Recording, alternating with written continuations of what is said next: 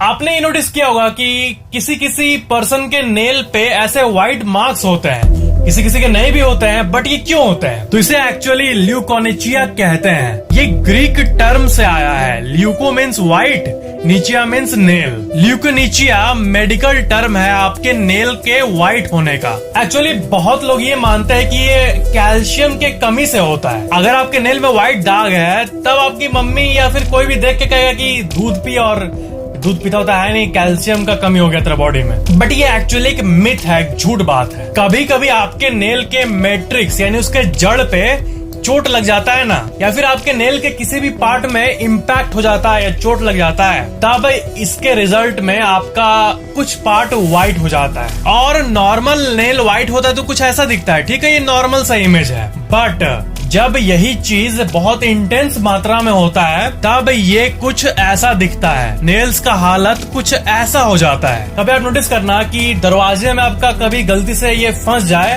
दबा जाइए, तो थोड़ी देर बाद वैसा दाग क्रिएट हो जाता है। आप देखोगे कि आपके नेल पे व्हाइट स्पॉट हो गया है। तो कंक्लूजन ये है कि अगर आपके नेल में व्हाइट स्पॉट नहीं है मेरी तरह, तब तो ओके है, कोई दिक्कत नहीं। बट अगर ये आप में है तो ये किसी भारी कमी, बीमारी को ही डिपिक्ट करे, ऐसा कोई जरूरी नहीं है। So sit back and relax. Nail के बारे में और एक फैक्ट है कि नेल जो है वो केराटिन से बनता है, और केराटिन वही एलिमेंट होता है जिससे आपका बाल बनता है। तो एट द बेसिक लेवल जिस चीज से आपका बाल बना है उसी चीज से आपका नेल बनता है। और एक फैक्ट ये कि नेल जो है आपका वो 2.5 मिलीमीटर हर महीने बढ़ता है। 1 सेंटीमीटर जो होता है उसमें 10 मिलीमीटर होता है, तो उसमें 2.5 इतना आपका एक महीने में नेल बढ़ता है। और पैर का जो नेल होता है ना, वो आपके हाथ से कम स्पीड में बढ़ता है, वो अराउंड 1.62 मिलीमीटर पर मंथ बढ़ता है, और वही हाथ का 2.5 मिलीमीटर पर मंथ, जैसे कि मैंने आपको बताया। So that was the info. Video को लाइक, शेयर एंड कमेंट जरूर करना, और चैनल को सब्सक्राइब करके बेल आइकन जरूर ऑन कर लेना। क्या आपको पता है कि कंज्यूरिंग 3 मूवी आने वाला है? कंज्यूरिंग जो मूवी सीरीज है उसमें लगभग सारे मूवीज रियल इंसिडेंट पे बेस्ड है, सच्ची कहानियों पे। जैसे हमें एनाबेल डॉल के बारे में उसी मूवी ने अवेयर किया था, वैसे ही एक पूरे इतिहास की सबसे बड़ी रियल घटना को कंज्यूरिंग का पार्ट 3 मूवी दिखाने वाला है हमें, जो कि इस डेट पे रिलीज होगा, 4 जून 2021। ग्लैडजेल फैमिली की कहानी उसमें बताई गई है। ग्लैडजेल फैमिली में 4 लोग थे। कार्ल ग्लैडजेल जो कि मेन इंसान थे, उनकी वाइफ जूडी ग्लैडजेल, उनकी बेटी डेबी ग्लैडजेल, और उनका 11 साल का बेटा डेविड ग्लैडजेल। तो क्या होता है कि ये लोग एक नए घर में शिफ्ट होते हैं। उस घर में क्या होता है उन्हें पता नहीं, बट वो शिफ्ट होते हैं। उसके बाद उनका जो 11 ईयर ओल्ड बेटा था डेविड ग्लैडजेल, उसको रात में अजीब अजीब आवाजें सुनाई देने लगी। रात में अचानक से वो चिल्लाने लगा। एक दिन नॉर्मल आवाज से दूसरे दिन किसी और की आवाज में उसके मुंह से चीख निकलने लगी। और उनके फैमिली ने यह भी नोटिस किया कि डेविड ग्लैडजेल का जो बैक है उसमें निशान बन जाता था सुबह तक।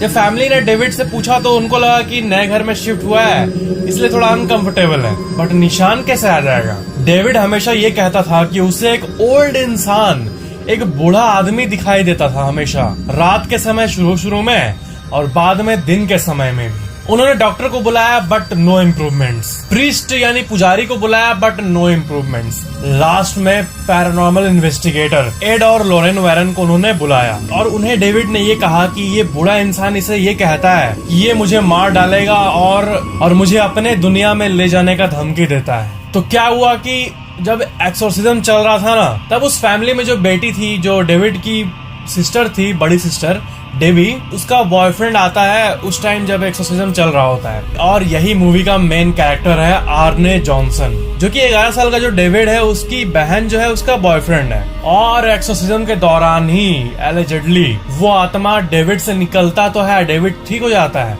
बट उसकी बहन के बॉयफ्रेंड आर्ने जॉनसन के अंदर चला जाता है। डेविड के ठीक होने के बाद आर्ने के अंदर वही चीजें होने लगती है जो कि डेविड के साथ हो रहा था। देन इवेंचुअली क्या होता है कि आर्ने अपने लैंडलॉर्ड का ही हत्या कर देता है, और उसके बाद वो ट्रांस स्टेट में, खोया हुआ स्टेट में जंगल की तरफ बढ़ जाता है। फिर उसको पुलिस अरेस्ट करता है और उसे कुछ याद भी नहीं रहता। वो ये लाइन कहता है कोर्ट में, the devil made me do it, कि ये मारना, मेरे लैंडलॉर्ड को चाकू से मार देना, ये मुझे डेविल ने करवाया है, मैंने नहीं किया है। और ये डेविल मेरी जो गर्लफ्रेंड है उसका जो छोटा भाई है उसके अंदर से निकल के मेरे में आया था। और ये अमेरिका का सबसे प्रचलित कोर्ट केस में से एक बन जाता है। इसमें ये क्लेम किया जाता है कि इंसान को डेविल ने कोई हत्या करवाया है, इसलिए ये स्टोरी यूनिक है। और आपके मन में आ रहा होगा कि ऐसा तो कोई भी कह सकता है कि मैंने नहीं किया हत्या, ये मुझसे डेविल ने करवाया है। बट इस केस में ऐसे ऐसे चीज थे ना, मतलब एक्सोर्सिज्म के दौरान अपने आप हवा में बॉडी लटक जाना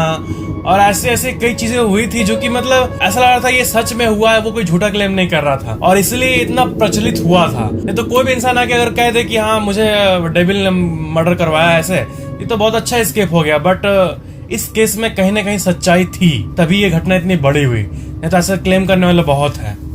so that was it. Video को लाइक शेयर एंड कमेंट जरूर करना और चैनल को सब्सक्राइब करके बेल आइकन जरूर ऑन कर लेना।